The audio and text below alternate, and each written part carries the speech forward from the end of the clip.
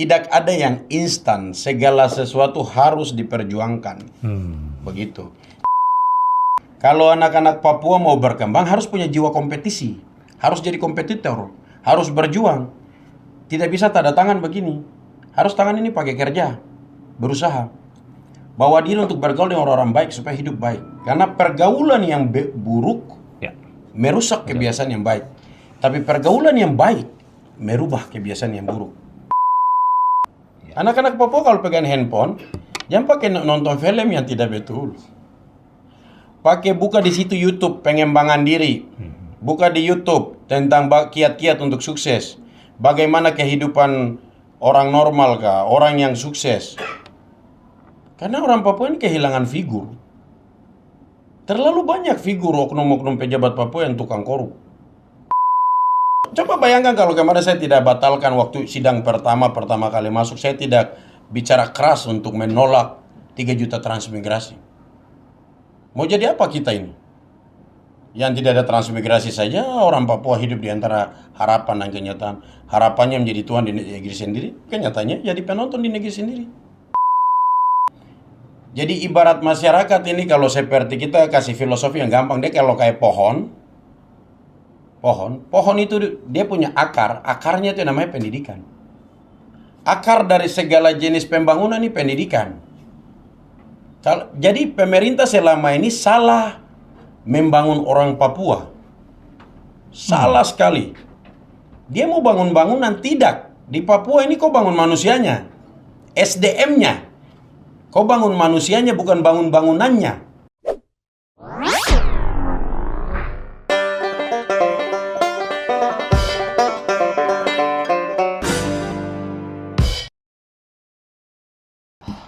Hai, halo, salam jumpa bersama dengan saya Yuda di podcastnya RRI Sorong Torang Bicara. Dan di perjumpaan saya dengan Anda, penonton podcast RRI Sorong, saya punya tamu spesial. Dia adalah seorang muda yang memilih jalan pengabdiannya melalui politik dan saat ini dipercaya menjadi anggota DPD RI Komite 1. Ia dikenal sebagai sosok yang memiliki kepedulian besar terhadap perjuangan hak-hak dasar masyarakat adat Papua. Dan saya pikir tidak usah berlama-lama lagi. Anda juga pasti sudah tidak sabar untuk mengetahui siapa tamu spesial saya, siapa narasumber saya untuk edisi kali ini. Bung Paul Vincent Mayor SIP CMNNLP. Selamat datang di studio podcast RRI Sorong. Torang Bicara. Torang bicara. Torang Bicara. Torang bicara masalah. Orang ngomong-ngomong gitu ya. Oke, Bung Vin, sekali lagi banyak terima kasih. Saya tahu di tengah segala kesibukan Anda bisa menyempatkan dan menyapa penonton-penonton saya, podcast tentunya. Dan ada banyak hal yang tentunya akan menjadi inspirasi buat penonton-penonton melalui sosok narasumber saya di saat ini. Terus lama-lama langsung kapa ya, Bung Vin ya? Terserah. Oke, nah sebagai anak muda yang kini berada di level nasional. Kalau orang Manado bilang atur Jo. Dan berkantor di Senayan yang menjadi impian semua anak-anak Ibu Pertiwi. Anda salah satunya ada di sana. Bolehlah ceritakan sedikit perjalanan Anda sampai bisa ada di Senayan itu. Saya tahu pasti panjang, tapi boleh. Ya, perjalanannya panjang dan berliku-liku. Penuh dengan tantangan, air mata, kesulitan.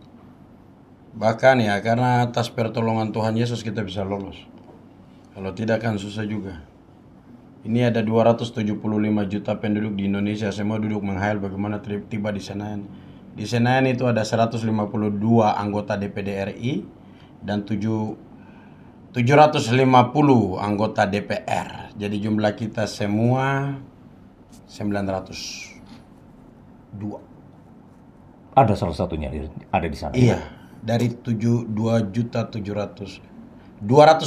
juta penduduk Indonesia. Tapi sebelumnya Anda sudah pernah bermimpi tidak akan ada di sana? Atau Anda melewati proses seperti apa kehidupan ini? Kalau saya mengalir saja, karena saya percaya masih ada Tuhan.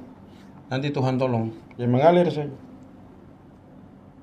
Mengalir saja. Kalau saya mau bermimpi, kalau bermimpi ke sana, saya mau juga mimpi sama itu. Kembali lagi, siapa yang mau usaha, siapa yang mau kerja, siapa yang mau berbuat untuk masyarakat, punya keinginan, kemauan yang keras, keinginan yang kuat untuk mau melayani, mengabdi untuk masyarakat, pasti Tuhan tolong untuk tiba di sana. Siapa yang mau usaha, Bung Vincent bilang begitu Iya. tadi. Usaha seperti apa yang Bung Vincent lakukan? Iya, Tuhan itu kan, ya namanya juga Tuhan, pasti dia akan lihat. Kalau kita setia di perkara-perkara kecil, pasti Tuhan kasih perkara-perkara besar. Iya, jadi barang ini kan seperti kita tanam pohon mangga toh.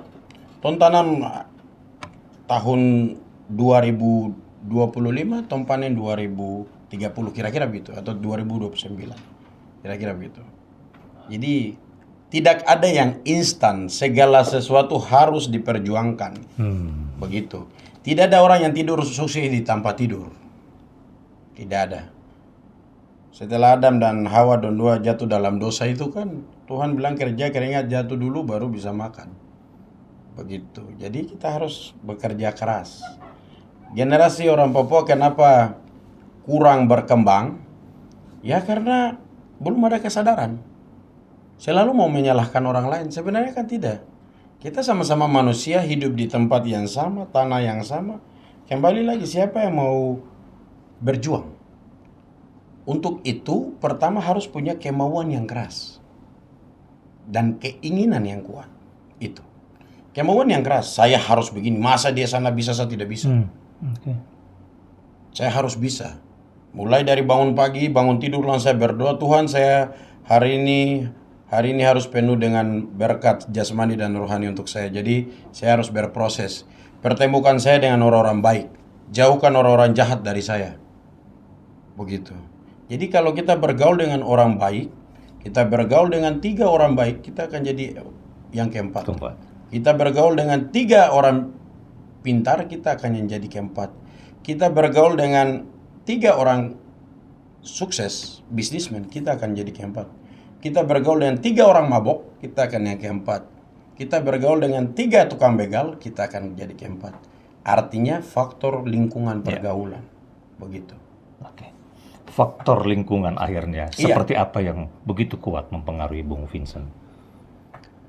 Saya ini kan bukan berasal dari keluarga orang kaya. Siapa sangka 2014 saya masih ada di pangkalan ojek. 2024, 10 tahun kemudian saya anggota DPD RI, MPR RI. 10 tahun. Perjuangan panjang yang melelahkan, penuh dengan penderitaan, keringat, air mata, tapi akhirnya sampai juga. Karena sebuah perjuangan panjang. Kalau anak-anak Papua mau berkembang harus punya jiwa kompetisi, harus jadi kompetitor, harus berjuang. Tidak bisa tanda tangan begini. Harus tangan ini pakai kerja, berusaha.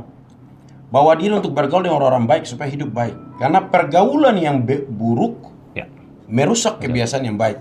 Tapi pergaulan yang baik merubah kebiasaan yang buruk. Contoh,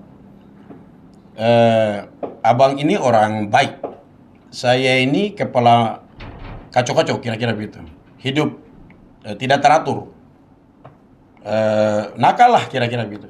Tapi ketika bergaul terus dengan abang, lama-lama abang bilang, "Woi, mandi bersih dulu. Kok terlalu compang-camping caparun itu." Kira-kira begitu. Iya tak? Mulai, saya iya juga nih. Besok mulai ada perubahan. Saya mulai lihat figur, Abang Yuda ini dia berhasil karena dia punya cara hidup begini. Saya mulai perhatikan, ya sudah, saya pasti tiru. Begitu. Jadi anak-anak Papua untuk mau maju harus bergaul dengan orang-orang baik. Karena saya punya filosofi. Apa itu? Jadilah orang baik. Karena orang baik pasti bertemu orang baik. Kalau tidak bertemu orang baik pasti ditemukan oleh orang baik. Itulah hidup orang baik. Begitu.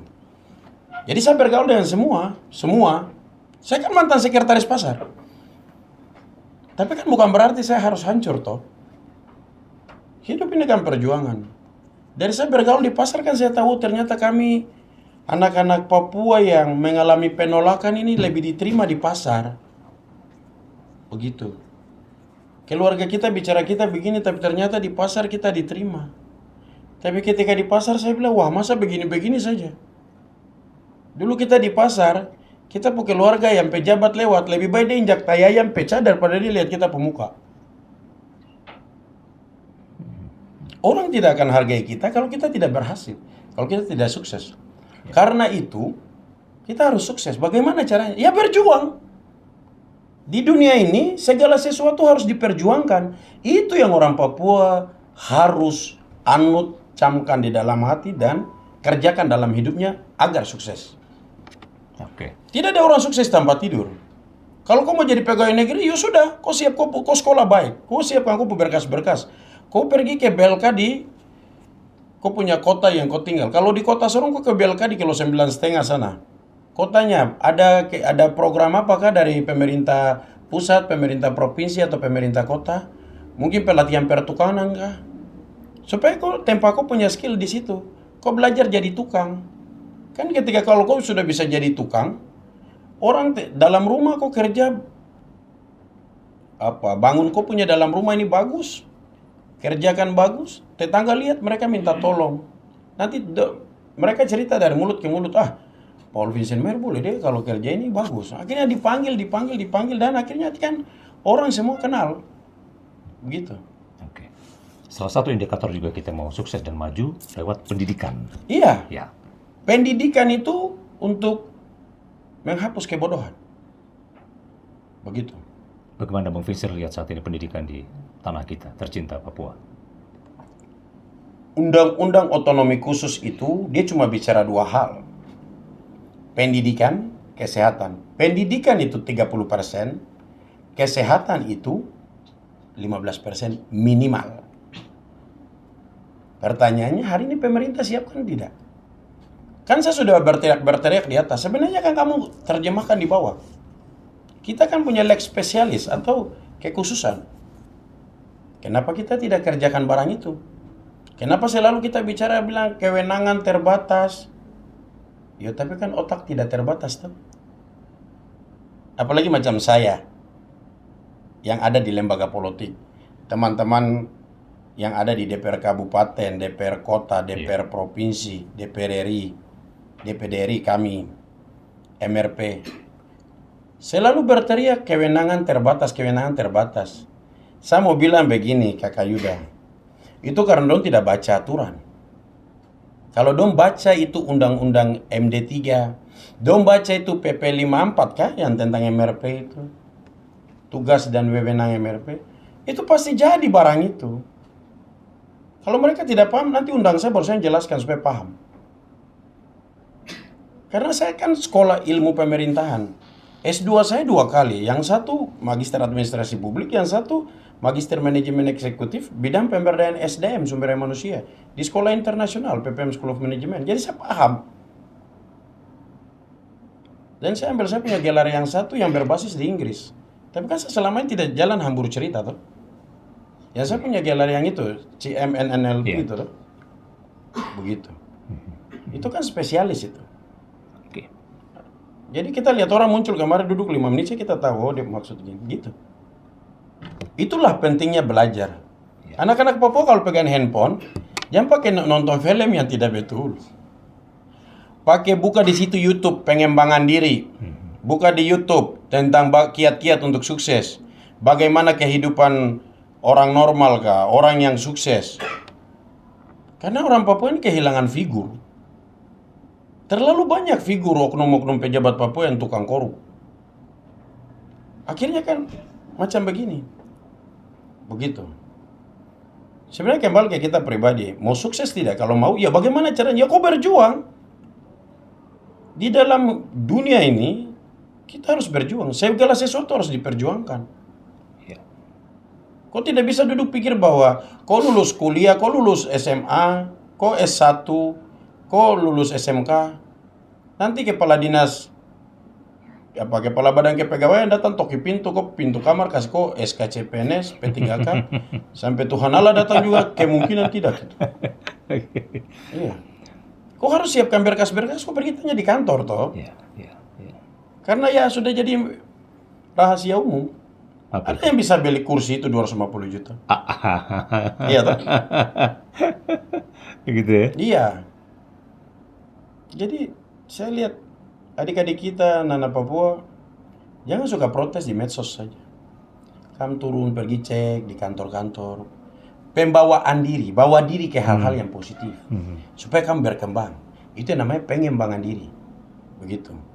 Kalau mau maju, ya, kau harus bergaul dengan orang-orang yang maju, orang-orang yang pintar, orang-orang yang cerdas, orang-orang yang punya pikiran ke depan. Begitu. Kalau kau cuma duduk di dalam rumah saja, bergaul dengan komplotan, duduk cerita orang, sebentar kau duduk dengan orang, dong cerita orang lain, kau pergi dong cerita kau. Tidak akan maju-maju. Begitu saya tinggal begitu ya. Sampai rambut putih tetap di situ. Tapi kadang-kadang kalau maju kita butuh pecutan yang cukup keras. Iya. Kadang-kadang dipecut ini yang Contohnya macam saya kasih kaget MRP dan DPR Otsus kemarin tuh. Dibubarkan saja. Langsung saya lihat sekarang DPR mulai kerja, MRP mulai kerja. Ya gitu. Karena kan saya pengawasnya. Di DPD RI Komite 1 membidangi politik, pemerintahan, hukum, HAM, pertahanan keamanan, dan juga pertanahan. Saya kan punya fungsi melakukan pengawasan. Saya pengawasnya. Saya mengawasi penegak hukum. Saya mengawasi TNI Polri, jaksa, hakim, mengawasi MRP, mengawasi DPR. Sebagai pejabat tinggi negara, saya diberikan gaji, tunjangan, fasilitas VIP. Ya negara berikan itu untuk saya kerjakan fungsi saya pengawasan, monitoring, evaluasi. Begitu. Dan kita di dewan itu kan tidak boleh kerja proyek. Nanti namanya dewan proyek dong. Terus nanti kontraktor orang asli Papua, kontraktor OAP bagaimana? Jadi kalau ada dewan-dewan yang punya CV baru kerja proyek, itu melanggar hukum. Penegak hukum harus masuk. Karena kita itu cuma digaji, menurut Undang-Undang MD3, digaji untuk bicara-bicara, omon-omon. Bicara-bicara kepentingan rakyat, macam selama ini saya bicara itu memang rules-nya begitu, aturannya begitu. Kita bicara untuk merangkai program, buat keputusan-keputusan yang memang ke masyarakat, menjawab aspirasi masyarakat yang mereka titipkan ke kita untuk kita bawa. Lalu nanti dia berbentuk pekerjaan, program, itu ada dari eksekutif, kita kan legislatif. Ada eksekutif, yaitu presiden, menteri, gubernur, wali kota, bupati, dan turunannya di dinas-dinas teknis itu. Nanti kontraktor mereka yang pergi kerjasama dengan pihak-pihak itu untuk kerjakan. Tidak bisa kita minta kita pembagian. Tidak bisa. Karena undang-undangnya tidak kayak begitu. Jadi kita itu digaji hanya untuk omon-omon. Jadi kalau orang bilang bicara saja tidak kerja apa, memang begitu. Undang-undangnya begitu. Iya, mungkin kita orang Papua terlalu lama tenggelam, terbuai dalam situasi di mana tidak ada yang kerja benar, tidak ada yang kerja sesuai dengan tugas pokok fungsinya. Kalau saya kan kerja sesuai tugas pokok fungsi saya. Iya, iya. Gitu. Omong-omong itu ya. Iya, omong-omong kepentingan Dari rakyat. omong-omong itu Anda terkenal salah satu yang paling vokal dan Iya, kok coba bayangkan kalau kemarin saya tidak batalkan waktu sidang pertama kali masuk, saya tidak bicara keras untuk menolak 3 juta transmigrasi. Mau jadi apa kita ini? Yang tidak ada transmigrasi saja, orang Papua hidup di antara harapan dan kenyataan. Harapannya menjadi tuan di negeri sendiri, kenyataannya jadi penonton di negeri sendiri. Apalagi masuk warga. 3 juta ini datang. Mereka kan pasti punya skill juga. Mereka kan, ya tidak tahu ya, mungkin orang-orang dari mana-mana yang dipungut bawa kemari. Tapi kan akan menjadi masalah karena 2 hektar tanah adat akan diambil dan dibangun rumah. Satu kakak, satu kepala keluarga itu dapat 2 hektar tanah, rumah 1 dan kredit 0%. Terus orang asli Papua, anak-anak yang lahir dari rahim perempuan Papua, anak-anak peranakan, terus anak-anak yang lahir besar Papua, mereka dikemanakan? Karena 3 klaster warga Papua ini yang harus diurus duluan. Yang sulung tua, baru yang peranakan, baru yang lahir besar. Karena yang lahir besar ini kita suruh pulang ke Maluku, kita suruh pulang ke sana. Mau jadi apa? Casingnya tidak bisa dirubah, itu ciptaan Tuhan. Isinya tetap Papua. Iya ya. Karena dia punya teman masa kecil, teman SD, SMP, SMA, kuliah. Iya. Dia sudah menjadi bagian dari orang Papua. Begitu. 3 klaster ini ya. Iya, itu yang saya berjuang untuk mereka ini. Karena coba kita lihat begal-begal yang ada di kota Sorong.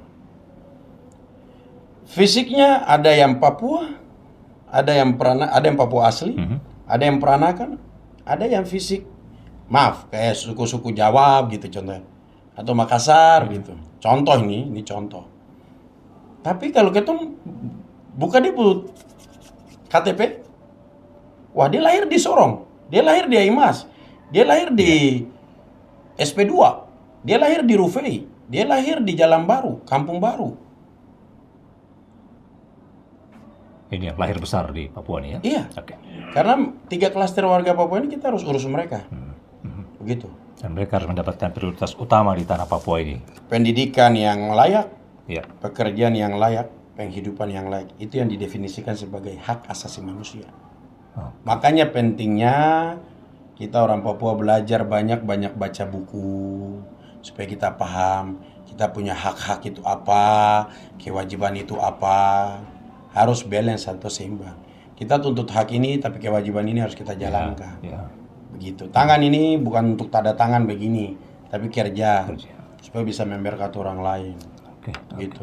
Dengan kata-kata vokal, frontal dan terbuka seperti ini, kan tidak semua bisa menerima dengan baik. Padahal maksudnya baik loh.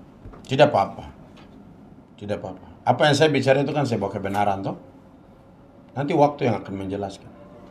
Contohnya, bulan Maret setelah terpilih belum dilantik saya sudah bicara, stop datangkan pendatang miskin ke Papua.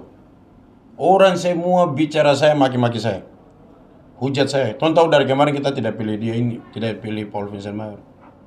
Tapi nanti di Oktober sidang paripurna pertama ketika saya bicara tentang barang itu, bahwa saya menolak 3 juta transmigrasi dan semua fasilitas yang mau dibangun untuk 3 juta transmigrasi datang, baru orang kaget. Artinya kita bicara tingkat pengetahuan. Ada banyak hal yang orang Papua tidak paham. Kita sebagai pemimpin, kita bicara. Memang pemimpin hebat itu, pemimpin besar, dia akan ambil keputusan yang tidak populer di hari itu, tapi populer di kemudian hari.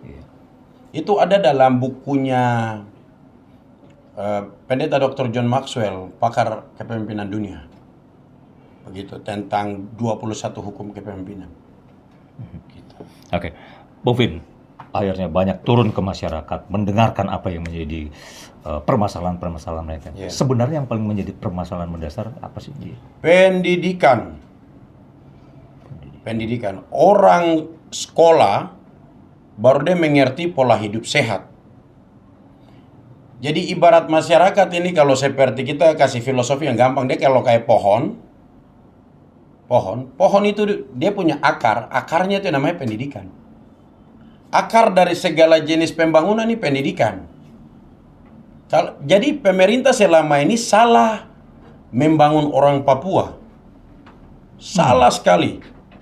Dia mau bangun bangunan, tidak. Di Papua ini kau bangun manusianya.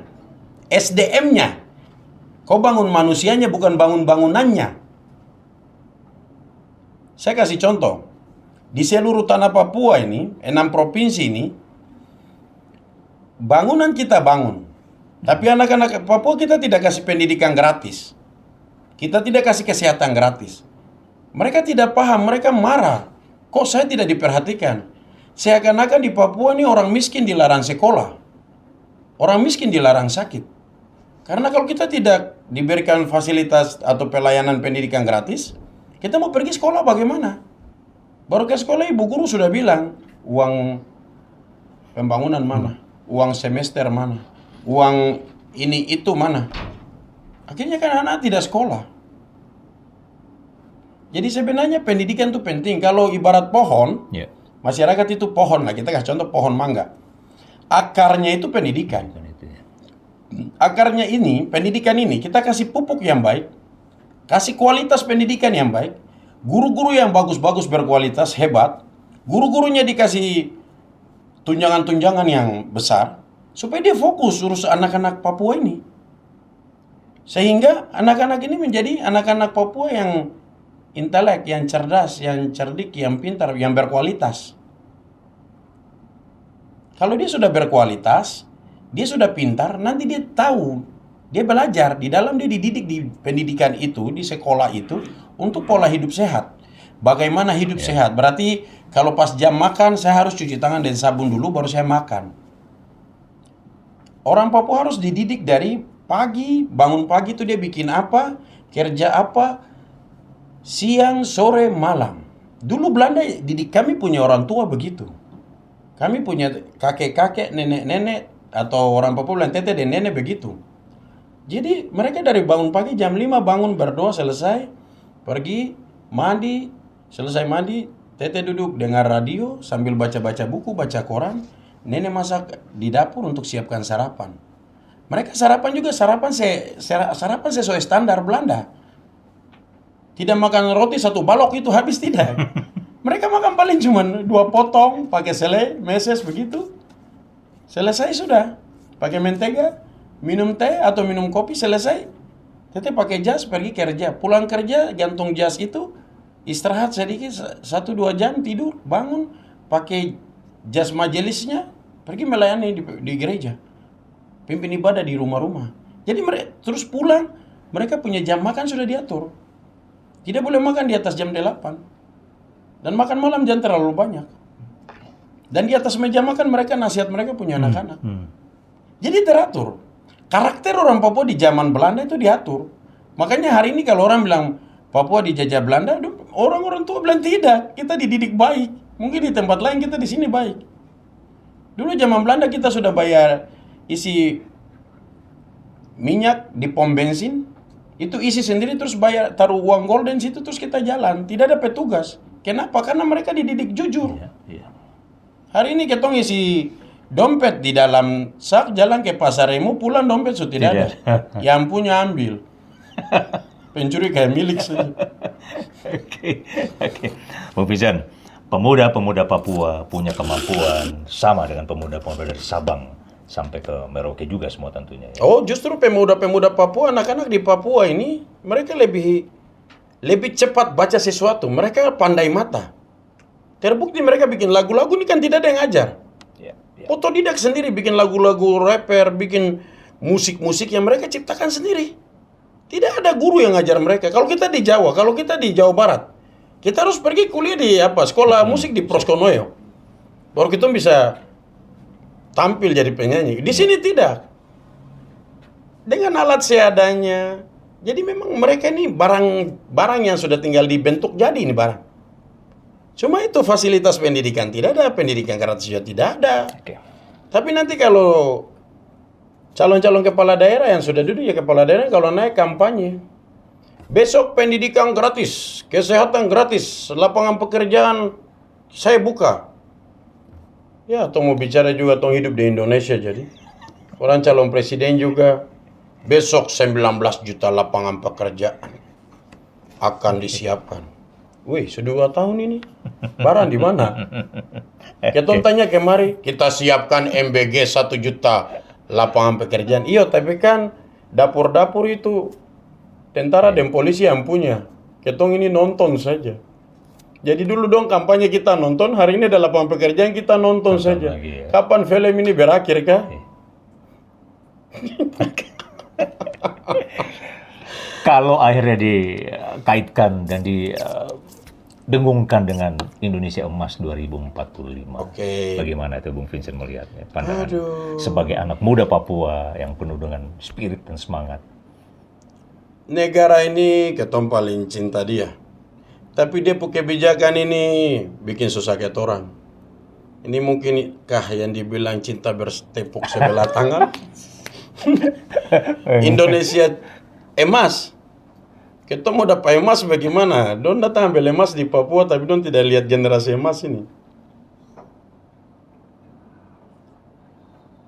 Ini bagaimana ya di Papua nih? Sumber daya alamnya dikeruk. Sumber daya manusia terpuruk. Konflik tambang dan militeristik di mana-mana. Apa yang mau kita harapkan?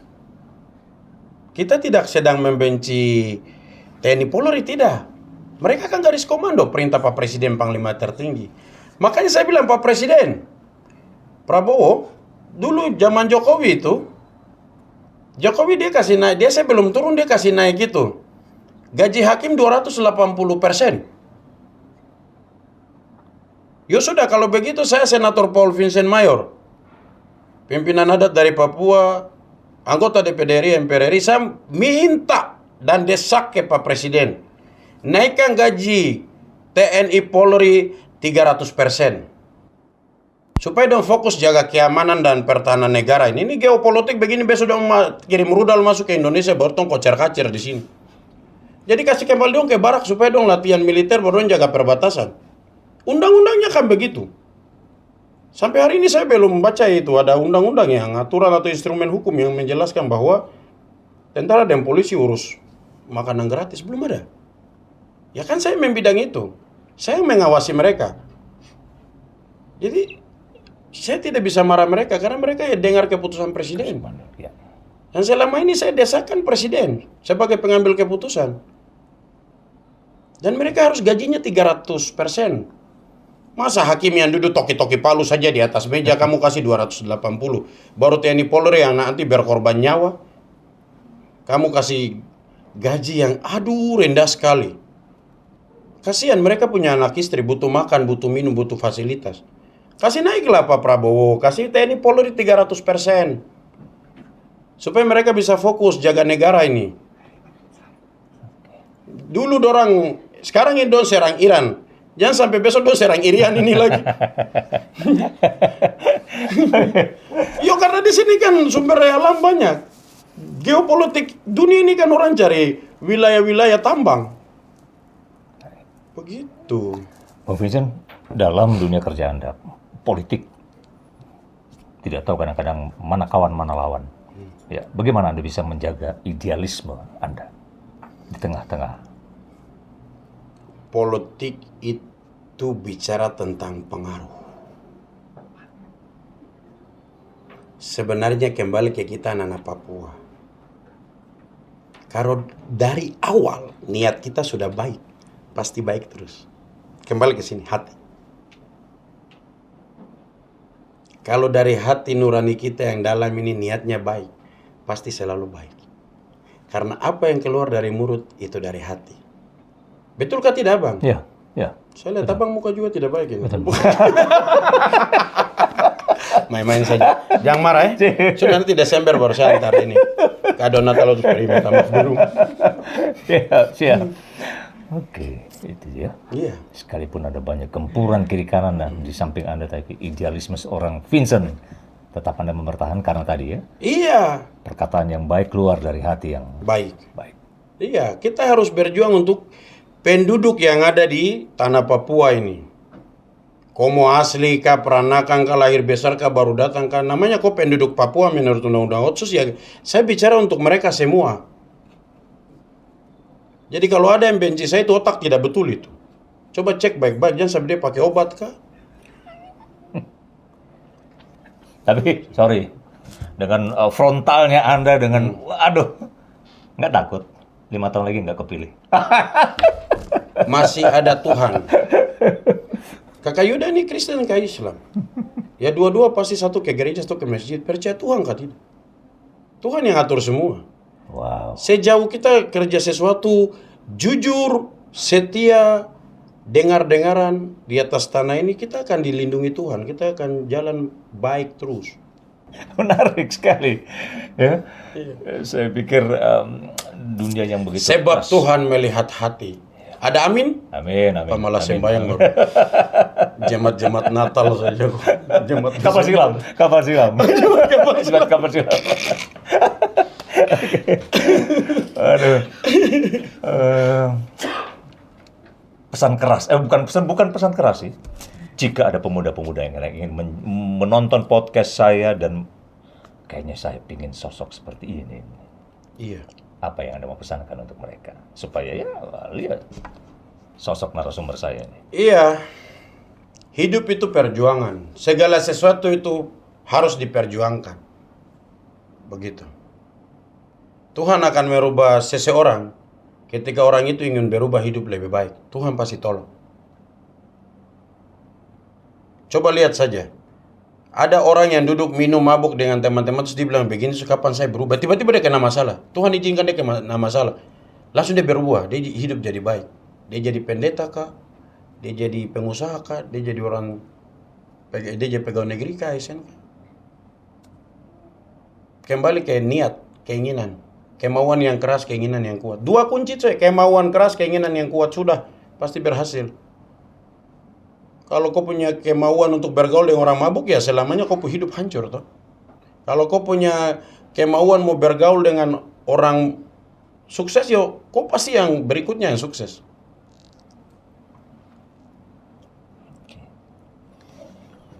Wow. Kita selalu bilang orang ini begini, orang ini begini. Woi, kau sibuk bicara dia baru kau diri sendiri. Kenapa kau tidak berjuang untuk sukses? Dia sampai di situ kan dia berjuang tuh. Di dunia ini tidak ada yang instan. Yang instan tuh cuma mie instan. Siram dengan air panas makan, tapi penyakit juga tuh.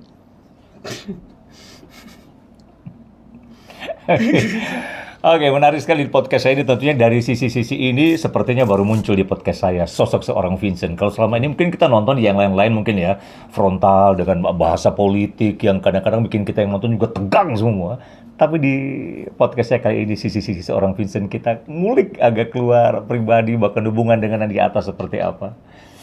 Ada lagi nggak di pesan-pesan spirit semangat untuk pemuda-pemuda Papua yang tadi saya katakan punya kemampuan yang sama dengan semua pemuda di tanah air? Ya, anak-anak Papua harus nonton-nonton di YouTube itu, nonton tentang pengembangan diri, bagaimana jadi orang sukses. Tokoh-tokoh sukses di dunia itu siapa? Duduk nonton barang itu, jangan duduk nonton film terbaik dalam HP itu. Begitu supaya ada inspirasi.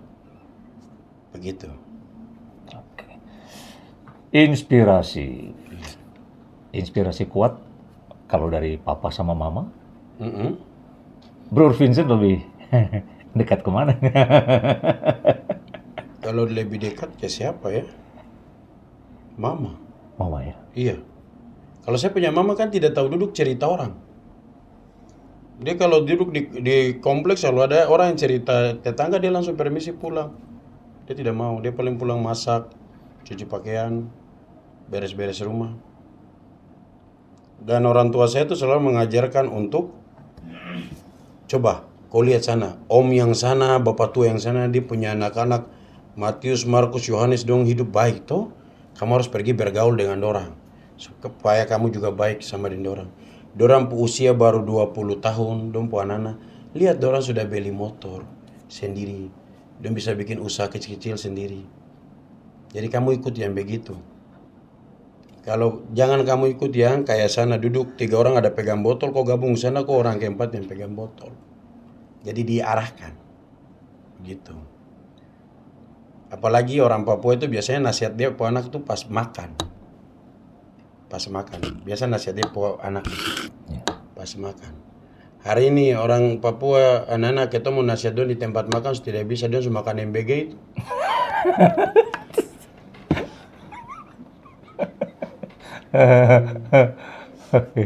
Tapi mohon maaf, mama masih ada? Ya? Mama masih ada? Ada tuh. Ada ya? Iya, ada ini. Oke. Berapa bersaudara sih, Bung Vin? Kita itu sebenarnya 9 bersaudara. 9, ya. Orang Papua dulu kan kuat beranak. Mungkin karena mas kawin mahal tuh. Baru makan makanan sehat, bukan makan MBG tuh, jadi bagus. Ya. Kenapa ini anak-anak yang ini mereka tertawa ya? Ini mereka ini tertawa dalam kehancuran ini. Ini korban MBG kayaknya. Oke. Nah, dengan prestasi dan posisi seperti ini, Mama bangga sekali pasti ya. Iya toh, makanya suruh anak-anak lagi sukses begitu. Maksudnya anak Papua sukses supaya orang tua bangga. Oke. Ada banyak momen yang dilewati. Ada satu bahasa yang saya ciptakan. Kalau kau bapak tidak terkenal, kau harus terkenal. Dengan sendirinya kok bapak terkenal. Ini siapa Puanak? Oh, ini Nikan Normero Puanak. Langsung aja penama naik. Walaupun waktu kuliah juga tak marah juga tar biaya selesai. Ngurus diri kuliah sendiri. Ini bicara pengalaman pribadi. Iya. Gitu ya. Oke. Mungkin ada banyak momen-momen indah tentunya bersama papa dan mama. Tapi ada nggak momen yang di hati sampai aduh saya kayaknya belum kasih bahagia mama ini gitu atau papa apa? Tidak ada. Saya mau kasih bahagia itu. Sudah ada momen lagi orang sudah bahagia itu. Jadi saya sebelum duduk di DPD itu, saya memang sudah ekonominya stabil. Begitu. Jadi rumah-rumah yang saya bangun, saya punya mama yang selalu resmikan duluan. Begitu. Jadi saya duduk DPD ini ya saya kembangkan saja untuk bantu orang-orang Papua, penduduk-penduduk, saya punya pendukung-pendukung. Walaupun semua saya tidak mampu untuk bantu, yang sekarang saya lakukan adalah saya siapkan generasi emas Papua. Caranya saya punya gaji, tunjangan, saya habiskan untuk bangun SMK Papua Bangkit, SMK Migas dan Pertambangan. Sekarang itu harus kita bikin sekolah kejuruan. Kita tolak-tolak tambang migas, tapi kan sekarang sudah ada perusahaannya 4 BUMN di Papua Barat Daya. Kita siapkan supaya kita anak-anak ini punya skill, kemampuan. Dari kelas 1 sampai kelas 3 kita bawa praktek ke sana. Mereka sudah adaptif, bersifat adaptasi, artinya sudah connect dengan perusahaan-perusahaan itu. Lulus mereka bisa langsung kerja di sana. Kecuali bukan dia pun nasib di situ ya. Kecuali dia pun nasib jadi TNI Polri ya. Atau jadi pegawai negeri biasa ya, namanya juga nasib orang. Nasib orang ya. Oke, tapi sebelum sekolah itu dibuat, Bung Vincent sudah melihat 5 tahun ke depan, Sorong. Saya bangun sekolah itu sebelum duduk di DPD RI. Kembali ke niat toh. Kalau niat baik untuk bangun orang Papua, nanti Tuhan buka jalan. Barang siapa bekerja jujur, setia, dengar-dengaran di tanah ini, tanah Papua maksudnya, akan melangkah dari tanda heran satu ke tanda heran lain. Itu berkat sekaligus kutuk yang diucapkan oleh pendeta ISK ini, rasulnya orang Papua. Jadi kalau kita kerja jujur, setia, dengar-dengaran, menghargai orang, rendah hati, siapa saja kita rangkul, kita tegur, Tuhan akan buka pintu-pintu berkat dari mana-mana untuk kita. Begitu. Berkat yang satu yang paling penting saja yang kita dapat saja kita sudah bersyukur, yaitu ya hidup sehat. Orang model kayak kita ini kan tidur subuh, bangun, makan seadanya, tapi ada sehat baik-baik. Mereka yang jaga pola makan, pola istirahat, ada jalan dia obat itu. Mungkinkah karena dia korupsi? Ya, waktu yang akan menjawab. Aduh, menarik sekali nih memang narasumber kita, yaitu kita ngulik terus tentang sosok beliau. Tapi tahukah setelah ini juga beliau masih ada punya acara yang harus berjumpa dengan orang-orang kecil yang suaranya mereka percayakan kepada beliau untuk disampaikan kepada pemerintah. Saya mau pengen lama-lama, Bung Vin, mau pengen ngobrol terus, tapi itu tadi seperti saya katakan tadi. Oke, sebelum kita mungkin pisah lewat podcast saya yang edisi perdana, ini perdana, nanti bakal ketemu lagi terus dengan beliau. Podcast ini bagus. Ini pendidikan politik untuk rakyat Papua yang bagus. Mantap podcast ini. Namanya podcast apa ini? Torang Bicara. Torang Bicara. Ya. Bicara apa? Ya ngomong-ngomong itulah. Bicara masa depan Papua yang lebih baik. Oh, iya tentu. Begitu. Tahu Bung Vin kan? Oke, Bung Vin, terakhir apa nih pesannya buat penonton saya semua di sana? Untuk yang masyarakat Papua, tetapi juga untuk anak-anak muda. Yang umum dulu. Umum dulu. Untuk semua. Hidup itu perjuangan. Segala sesuatu harus diperjuangkan. Kerja, keringat jatuh baru bisa makan. Krisis ini dari 2025-6 ini sampai nanti 32. Jadi kerja keraslah untuk bertahan hidup. Itu untuk umum. Ya. Untuk khusus generasi baru, ya generasi baru kamu cuman punya 2 hal yang harus kamu tanamkan di kamu punya diri itu. Kemauan yang keras untuk sukses dan keinginan yang keras untuk sukses. Sehingga ketika kau mau sukses dan kau anut 2 konsep ini, kemauan yang keras, keinginan yang kuat, kau akan paksa kau punya diri untuk tetap kerjakan terus, berjuang terus sampai kesuksesan itu datang. Baik, ya. Sekali lagi terima kasih banyak Bung Vincent sudah hadir di studio podcast Torang Bicara RRI Sorong, dan juga pendengar. Akhirnya sampai di sinilah podcast saya Torang Saya Bicara. mau tanya dulu, podcast ini selesai saya dapat honor kah tidak? Habis saya mau beli itu, mau beli apa? Mau beli nasi bungkus untuk itu bagi ke anak-anak yang ada duduk pinggir jalan. Tapi kalau tidak apa-apa sudah. Nanti Ton cari duluan. Saya kan Anda lebih tahu karena Anda di Senayan kan Siap. satu-satunya efisiensi di zaman saat ini. Sukses Bung Vincent Mas Arya. Siap, saya Dan dukung podcast ini. Ya. Luar biasa. saya Yuda akhirnya bersama dengan kru podcast Orang Bicara mohon pamit dari ruang dengar Anda. Terima kasih atas telah menonton podcast kami. Sampai jumpa dan tetap semangat. Maju terus.